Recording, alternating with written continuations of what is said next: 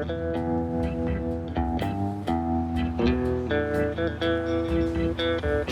are a blessing from the Lord. From the moment of fertilization, a unique human being, fearfully and wonderfully made by God. My friends, abortion is murder. Just because you haven't given birth to your child, you're still a mother. But you can't murder your child.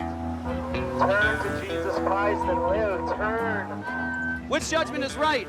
So, for example, you got the idea that mothers and fathers should be able to bring their children into a death camp. They should be able to pay an assassin to dismember their child in the womb, tearing off the head, the legs, the arms, disemboweling that child. Their judgment is, that is good, that is righteous, that is good for society. So we're hanging out with these anti-abortionist Christians, right? And they go and they protest abortion clinics, as you think they would do. You know, like if I said like, oh, they protested like a KFC, you go, well, why would they do that? But they're like, no, it's definitely abortions they don't like. Do you know this guy? He's a cheerleader for death. A cheerleader for death. And we met this guy called Errol. And Errol professionally protests Jeff Durbin. Like, that's his thing. Just every time Jeff's there, he's like, guess who's here? Fucking Errol back. Fucking Errol. Errol's there like, you know I was going to be here, didn't you, Jeff? He goes, yeah. And they both love it. So can you just tell me why you're here today? I will support abortion 110% to make sure these doors stay open. But it's also a matter of countering what he does, countering the denigrations, countering the humiliations that he tries to throw out at these people. Yeah. And countering the shock value. If he wants to come out here on the street with shock value, we'll bring shock value right back to him, in metered doses. So it seems very hectic. It looks like it's going to be a good time. I brought all kinds of water. I brought all kinds of dry ice. Yeah, so you're here for the long haul. We're here for the long haul. Keep cameras rolling, keep the mic booming. Let's do it. Let's have a good old time today. All right, let's do it. You sound like you enjoy it. It's a passion. Yeah. It's a passion for sure. Please come out and talk to us. We care for you very deeply. What's your views on, say, preventive measures like contraceptive and sex education for children to try and prevent pregnancy in the first place? Do you agree with that type of stuff? So contraceptives that are essentially abortifacients. You think like a condom's an abortion drug? No, not a condom. I'm talking about the pills, the chemical. pill.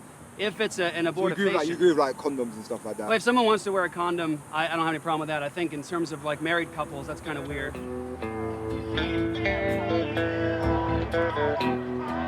One of Jeff's big beliefs is that that condoms is kind of wrong.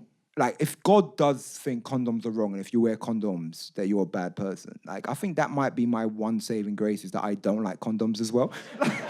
Like, I think me being a bareback bandit, the raw dog rascal, might have saved me the ODB or the STD. Ooh, baby, I like it raw, right? I think that might be my one saving grace, where God goes, okay, you had sex out of marriage, you done drugs, and you didn't drink, but you went bareback a couple times. Get in here, you scab. And ironically, I died from syphilis. So, We are ready to provide you with anything that you need. We will help you, but you have to leave. From what I've heard, is the clinic isn't open today. So they're protesting the clinic that ain't open. So there's gonna be no people coming in, so they're just shouting at a building. Please come and talk to us. Anyway, I've got some sweet DVDs. Think there's no evidence for God? Think again.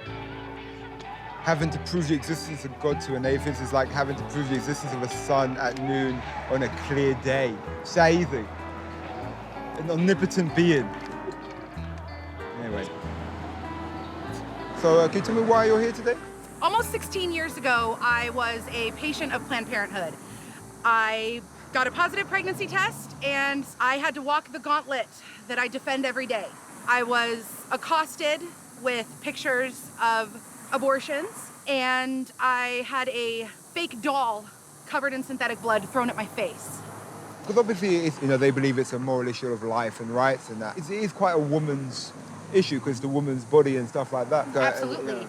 If men could get pregnant, abortion clinics would be as prevalent as Starbucks. you know, like when you meet someone, right, and you understand what they're saying, but they use the wrong metaphor. You know, like basically she was like, if men got pregnant and could have abortions, abortion clinics would be as popular as Starbucks. You go, no, they wouldn't be like, as popular as Starbucks. They would be more like a strip club. Do you know what I'm saying? Like, they're scattered around and only we know where they are. And you would go in there in the dark and stuff, and then you get a lap dance. That's why you get a free lap dance with your abortion. That's what you get.